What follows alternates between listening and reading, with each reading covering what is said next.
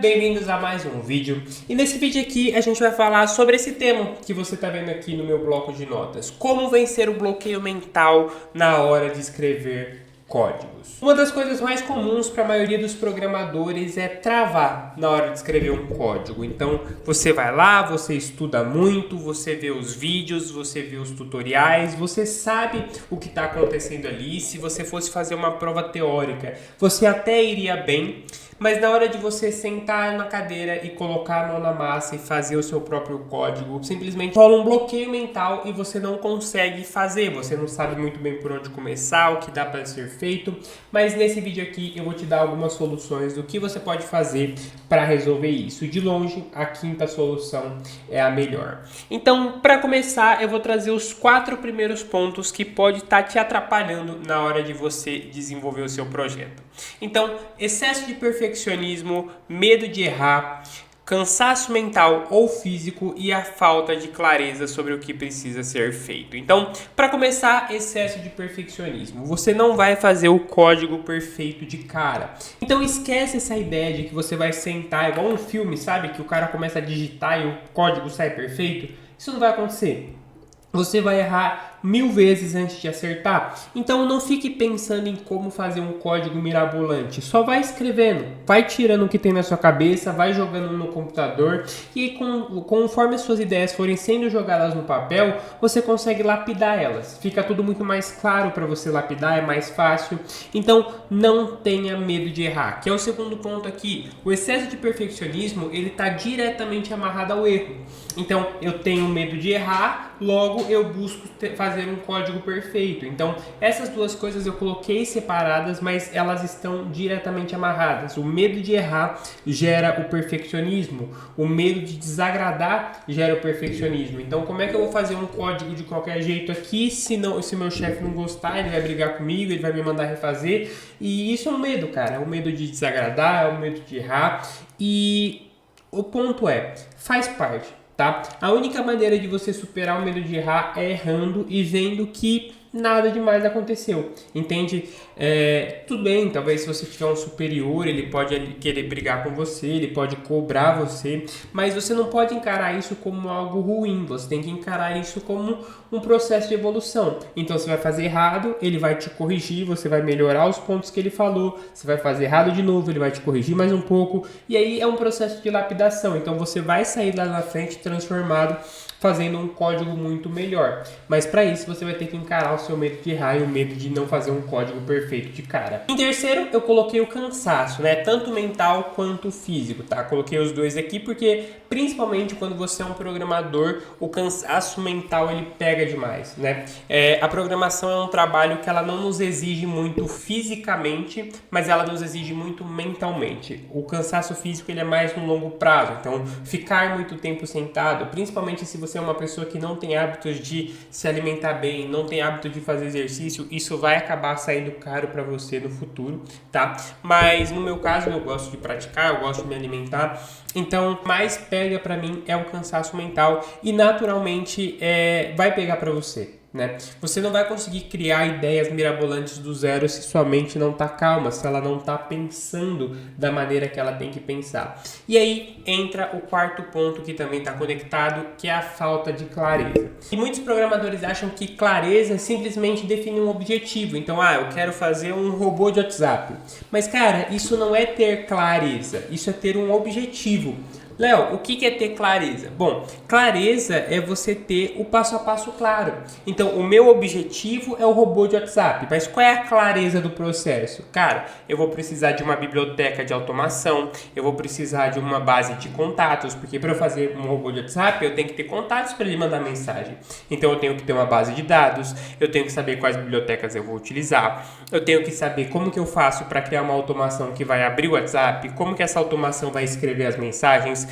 É sobre você saber exatamente qual é o passo a passo completo ao longo do seu projeto. Porque se você não sabe isso, você vai travar. Então, por exemplo, pensa que eu sou seu chefe e eu chego em você e falo assim, seguinte, faz um robô de WhatsApp aí. você vai travar, porque, cara, o que você quer? Qual biblioteca? Qual que é a base de dados? O que eu preciso fazer? Eu não tô te dando material, sabe? Eu tô te dando um objetivo, mas eu não tô te dando material. Mas se eu chego em você e falo o seguinte, eu preciso que você faça uma automação focada ali em mensagens pro WhatsApp. Essa aqui é a base de dados que você vai utilizar. Aqui tem todos os números que as mensagens precisam ser enviadas. Você vai utilizar essa biblioteca, você vai utilizar esse computador. E eu quero o seguinte, essa automação ela precisa abrir o WhatsApp, buscar os contatos, escrever a mensagem, enviar, esperar de 2 a 3 segundos para mandar a próxima mensagem. É isso que você precisa fazer. Bom, ficou muito mais claro, né? Agora você sabe qual é o passo a passo exato para você desenvolver aquele projeto. E aí, a partir dali, é só código. Aí já é conhecimento teórico. Você vai saber criar a função, buscar a mensagem e aí entra o conhecimento teórico. Então, a clareza é fundamental para você desenvolver esse tipo de coisa. E esses foram os 4 principais motivos. Agora, a gente vai para as 4 soluções. Certo? Então, a primeira solução que eu trago aqui para você é dividir o problema em partes menores, tá? Vou fazer uma divisão aqui. Aqui embaixo a gente tem as soluções.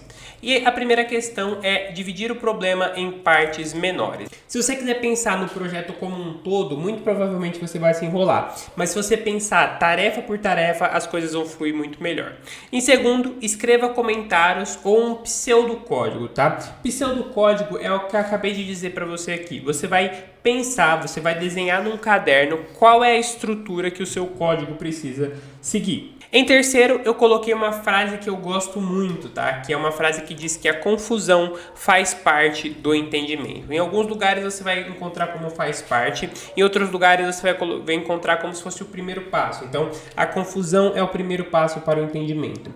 Então, cara, se você tá travando, significa que você tá tentando. Então você já está na frente de qualquer pessoa que ainda nem tentou e está só na teoria. Então, quando você for tentar fazer a primeira vez, você vai travar e aí você vai buscar se lapidar. Na segunda vez, você vai travar um pouquinho menos. Na terceira vez, um pouquinho menos, até que vai chegar um ponto que as coisas vão fluir muito melhor, tá? Então, a confusão faz parte do entendimento. Você precisa encarar esse travar para você conseguir ir para o próximo passo, tá certo?